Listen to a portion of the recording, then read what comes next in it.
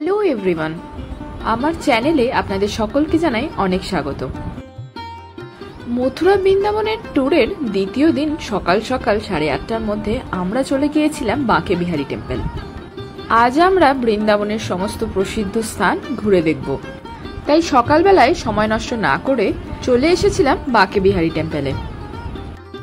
এই মন্দিরটি বৃন্দাবনের একটি প্রাচীনতম মন্দিরের মধ্যে অন্যতম, তাই বৃন্দাবন ঘুরতে এলে প্রথমে এই মন্দিরে দর্শন করা খুবই জরুরি।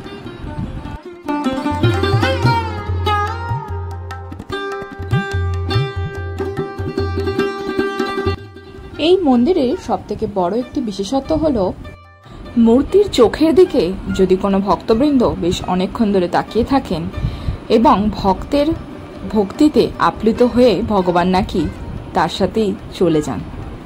তাই পুরোহিত মশাই কিছুক্ষণ অন্তর অন্তর পর্দা দিয়ে দিচ্ছিলেন। মন্দিরের বাইরেই কিছু চাট পাওয়া যাচ্ছিল, সেখান থেকে আমরা ব্রেকফাস্টটা সেরে নিয়ে তারপরে গেলাম পরের ডেস্টিনেশনে। দেখা হচ্ছে পরের ভিডিওতে পরের ডেস্টিনেশন নিয়ে।